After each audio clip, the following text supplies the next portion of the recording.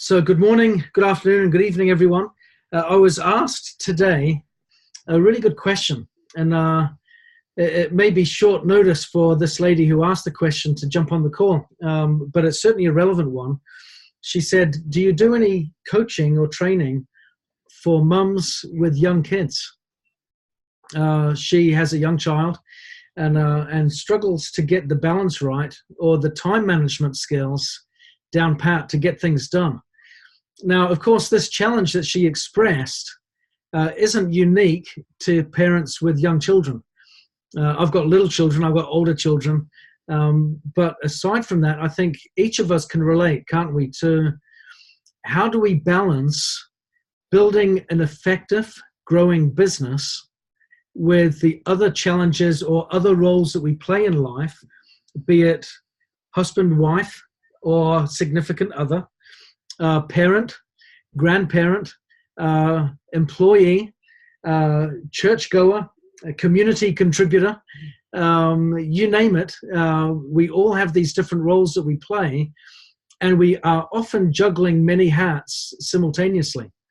How do we get the time right? How do we balance the workload in order to see our business grow? If you've got any questions around the subject, I want you to fire them out to me while we chat. I want to share with you today some things that I have found helpful as a stay-at-home dad that runs his own business. And as I think all of you have seen on my webinars, there is often background noise that creeps in because it's a noisy household. But how do we get the balance right? How do we juggle all these different things but most importantly, achieve our business goals? So I want to share 10 things that I find are helpful. And of course, as I'm sharing these, like I said, contribute, share some of your own tips. I'll read them out. I think it's good to learn from others as well. But I've made some notes here. First, I've put down here, start your day early and create some good habits. Now, there is that old saying, early to bed, early to rise, makes a man healthy, wealthy, and wise. Is that true or not? It's actually quite a nice phrase, but it doesn't necessarily make it true. There's been some argument or debate that getting up early in the morning doesn't make you more intelligent. It doesn't make you more equipped to achieve different results. But one thing that I have learned when I have made commitments to get up that little bit earlier each day is what it does for me is it makes me a more disciplined person.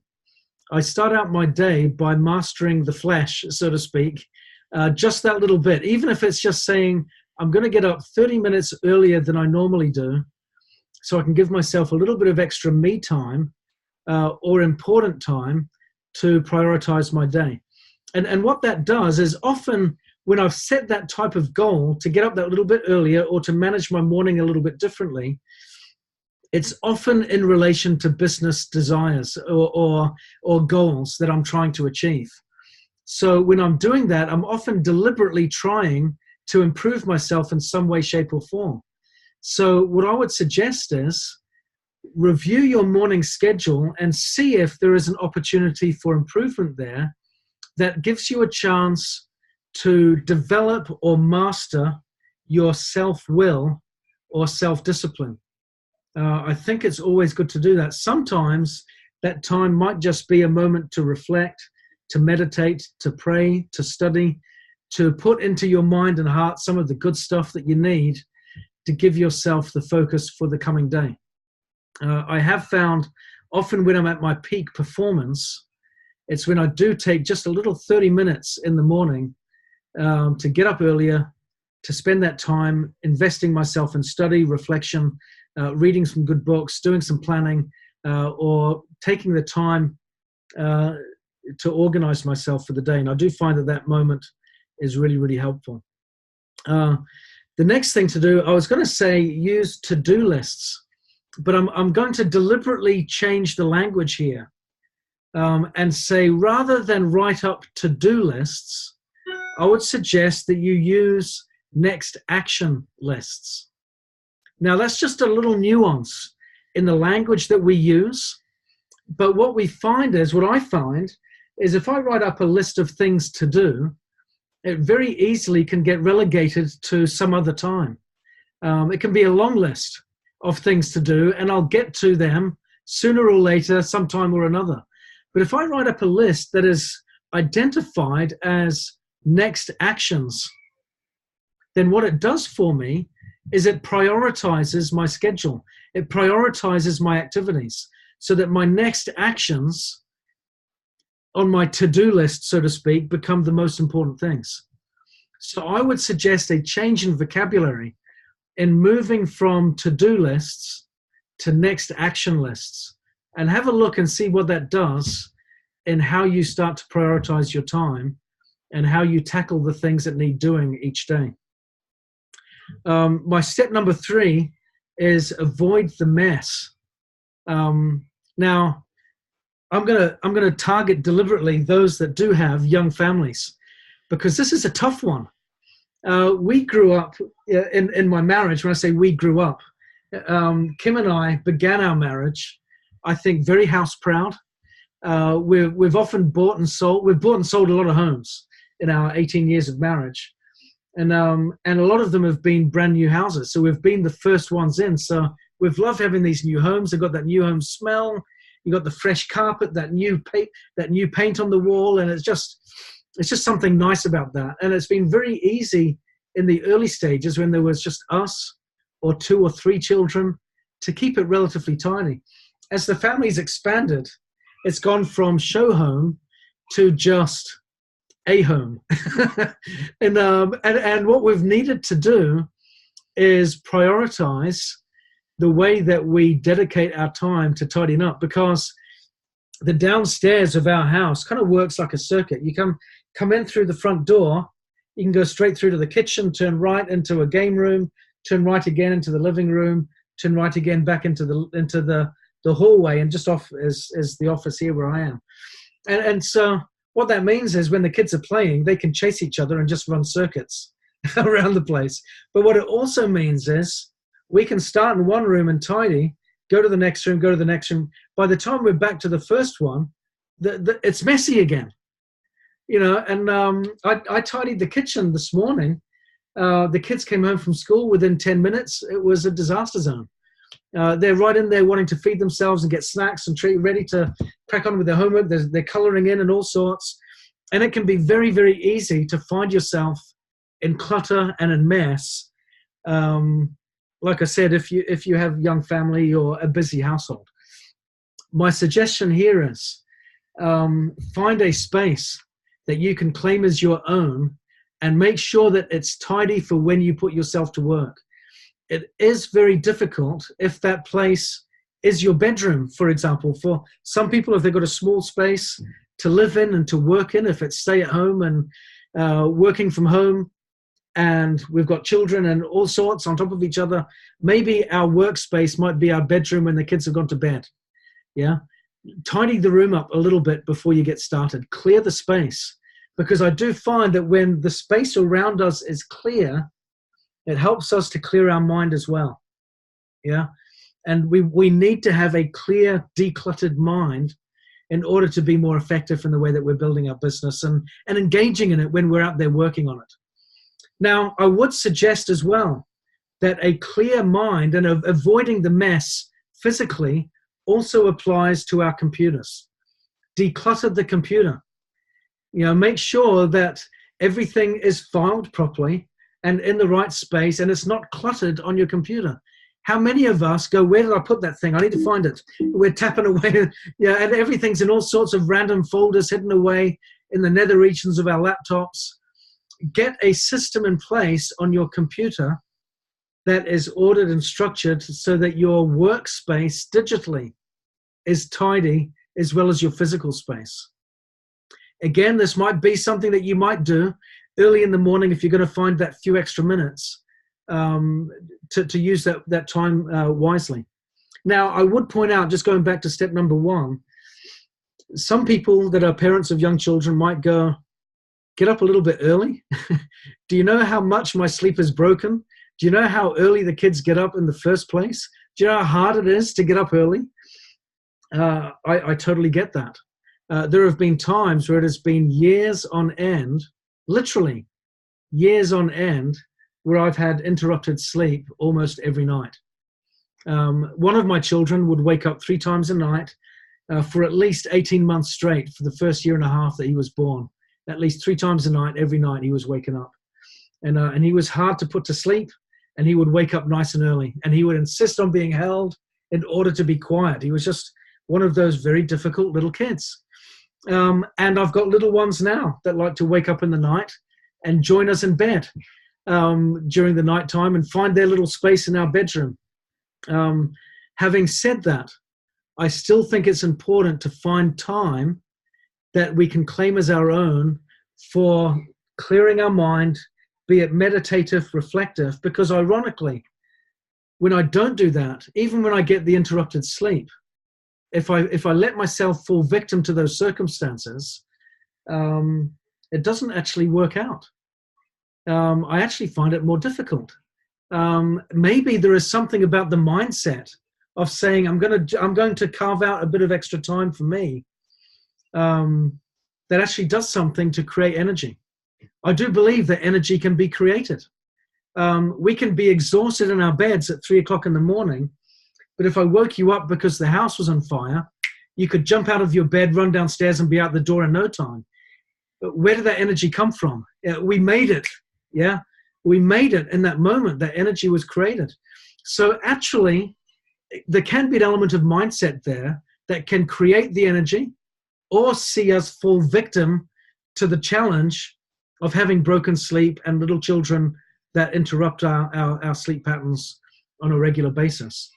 Sometimes that positive mindset can actually help us be both more alive and invigorated and more energetic at the same time.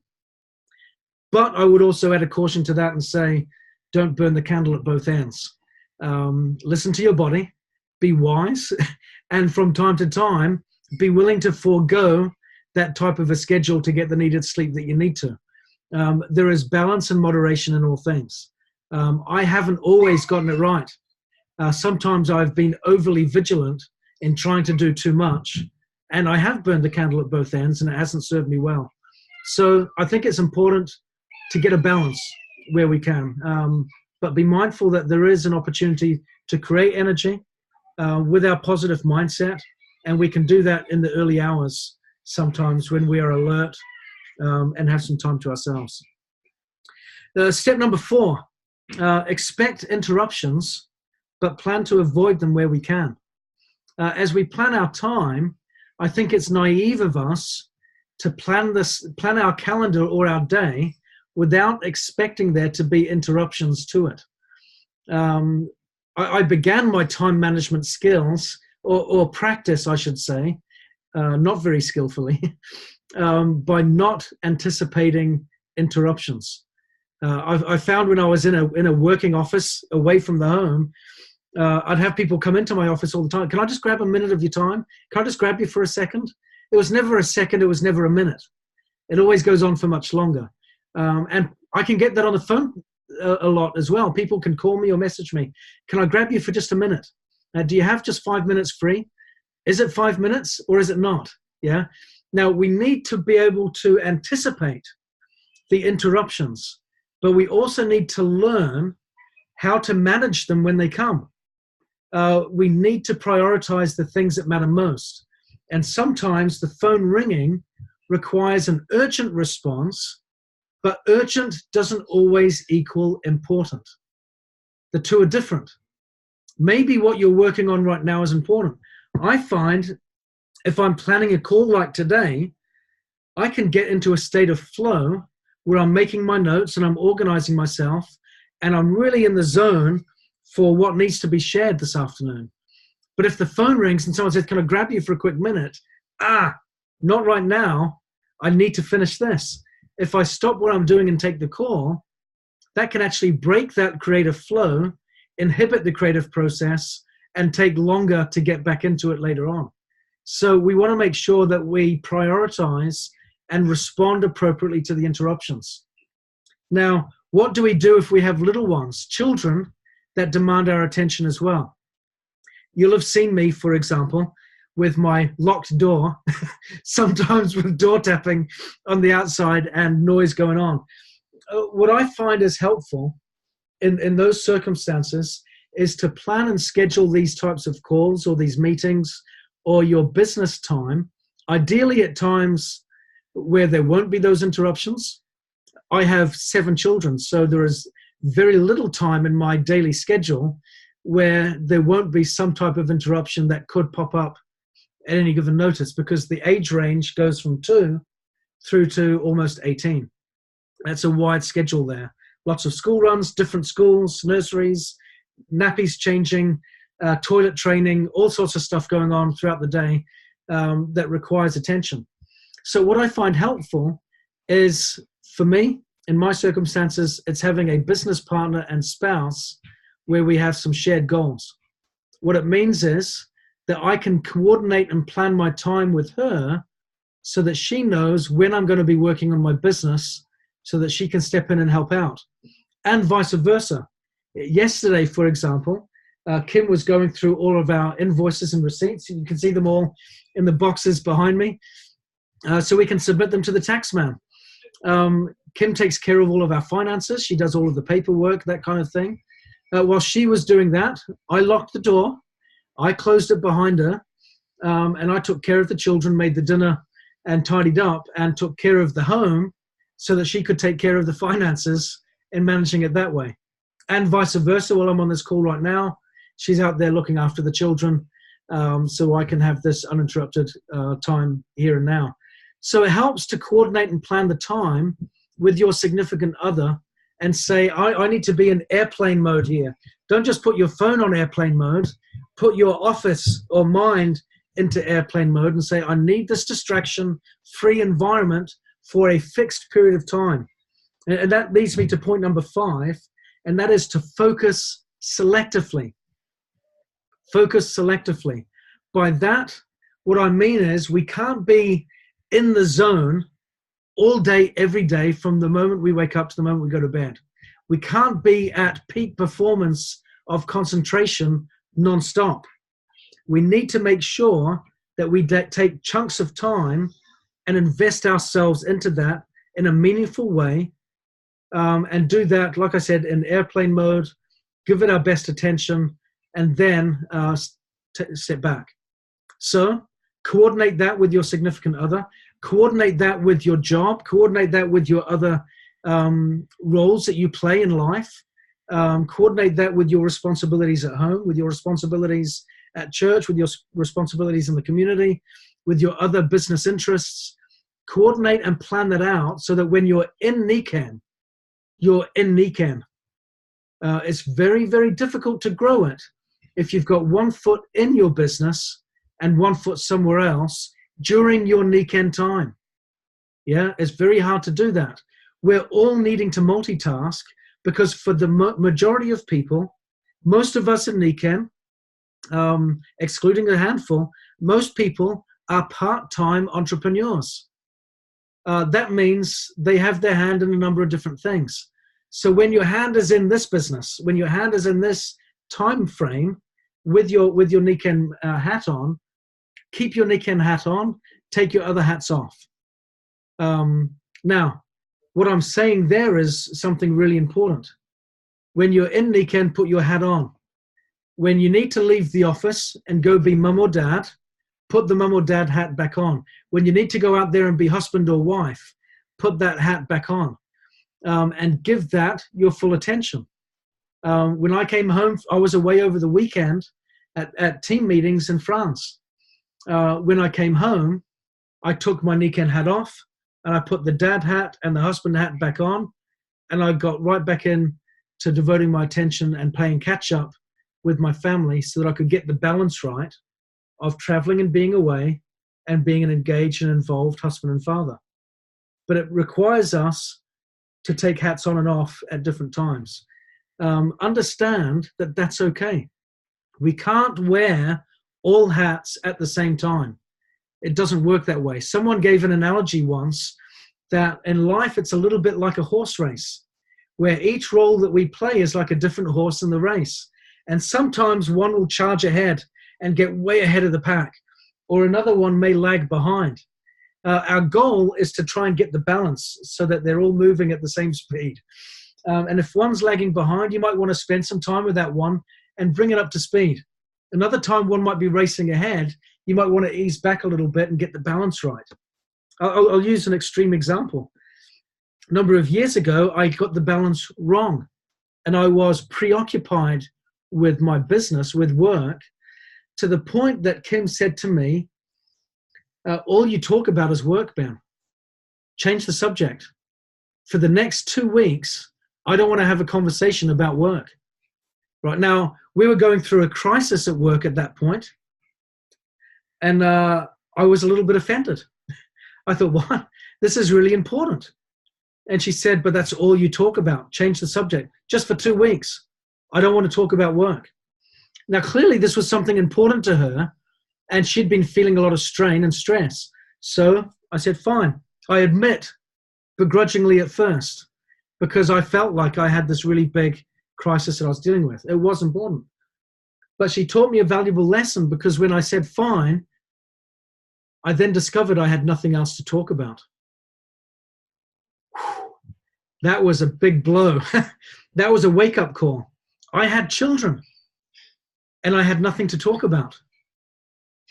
I had a wife that I loved. I had nothing to talk about, because all that was in my mind was that one thing. Yeah, that was a frightening wake-up call. So I would suggest that we need to recognize and remember why we do what we do. And again, this is one of the reasons why I like to take a little bit of time in the mornings to get up early and have that me time to remember why I'm doing this. It's not about me. It's about my family. That's why I'm doing what I'm doing. Why are you doing what you're doing? It's very easy to get caught up in the thick of thin things.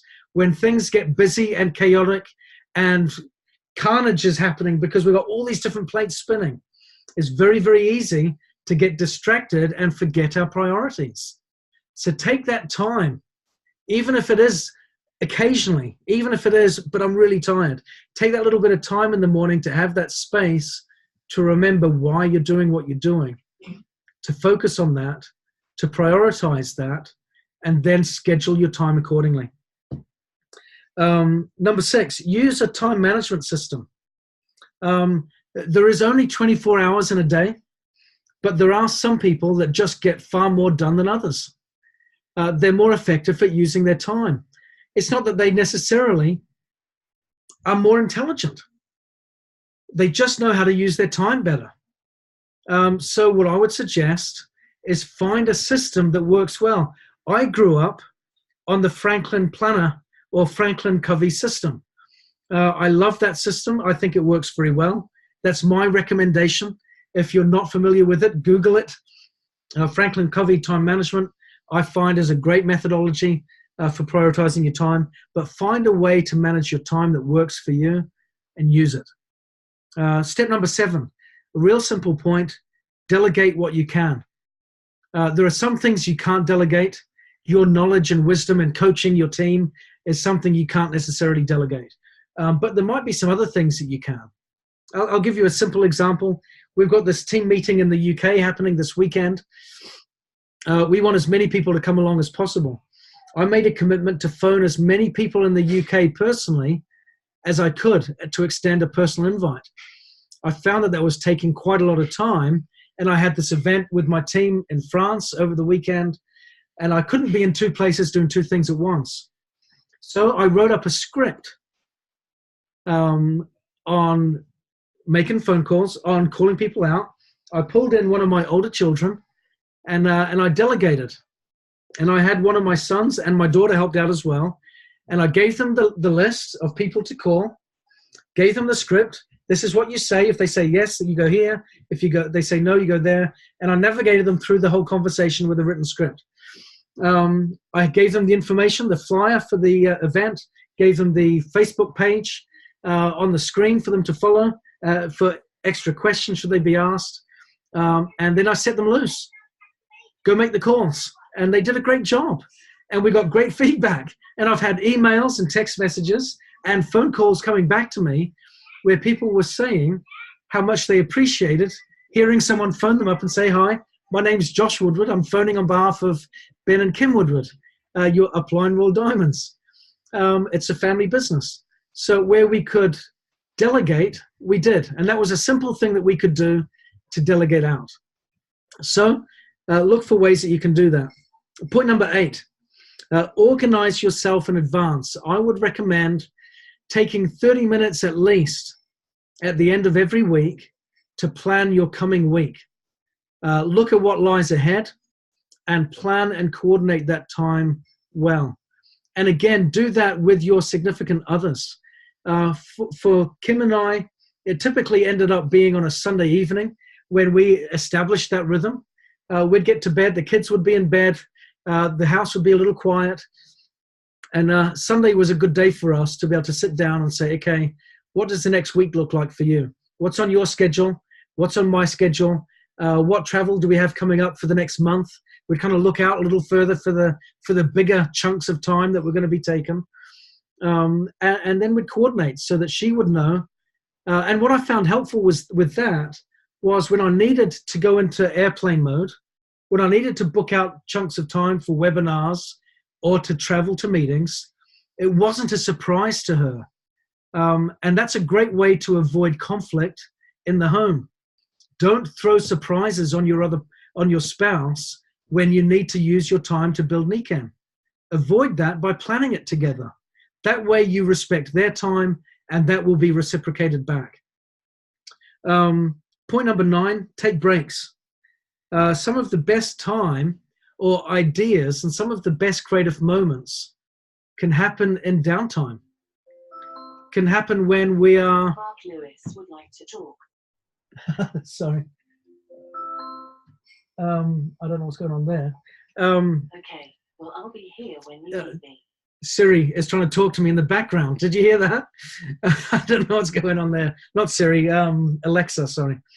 So much for a smart home, not too smart.